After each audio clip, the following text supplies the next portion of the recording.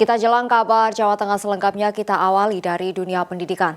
Menyusul akan ditutupnya 20 perguruan tinggi di Jawa Tengah, Lembaga Layanan Pendidikan Tinggi 6 Jawa Tengah akan menawarkan mahasiswa dan tenaga pengajar untuk pindah ke perguruan tinggi lainnya yang lebih sehat.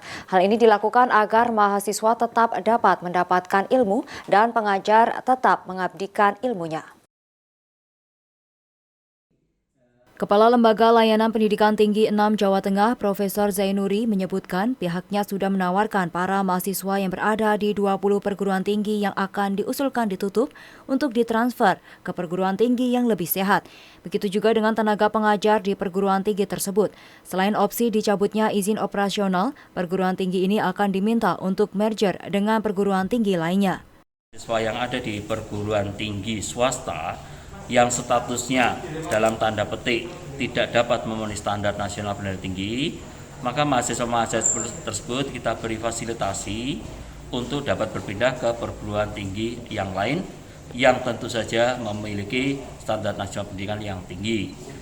Yang kedua, bagi sumber daya manusia dalam hal dosen yang berada pada perguruan tinggi yang sedang dalam tanda petik pembinaan atau pendampingan, maka sumber daya manusia atau dosen tersebut juga dapat kita berikan fasilitas untuk dipindahkan ke perguruan tinggi swasta yang lain yang dapat memenuhi kriteria dan sekaligus dapat meningkatkan karirnya sebagai dosen.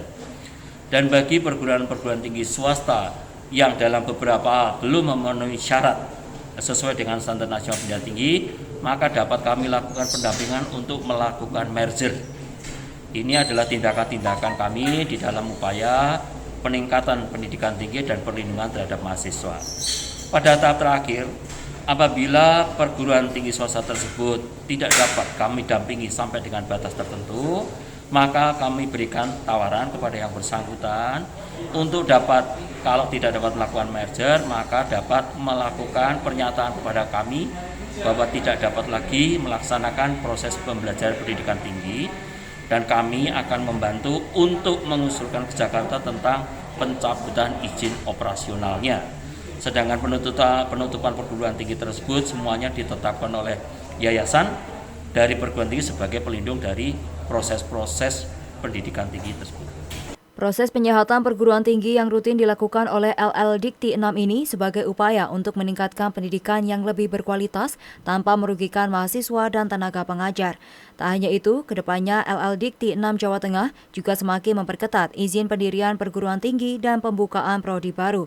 Dari data LL Dikti 6, di Jawa Tengah ada 246 perguruan tinggi, di mana 5 perguruan tinggi terakreditasi A, 80 perguruan tinggi terakreditasi B, 46 perguruan tinggi terakreditasi C, dan 2 perguruan tinggi baik sekali dan 21 perguruan tinggi baik, serta 89 perguruan tinggi belum terakreditasi. Dan 37,9% perguruan tinggi di Jawa Tengah dalam kondisi tidak sehat. Restu Indah melaporkan.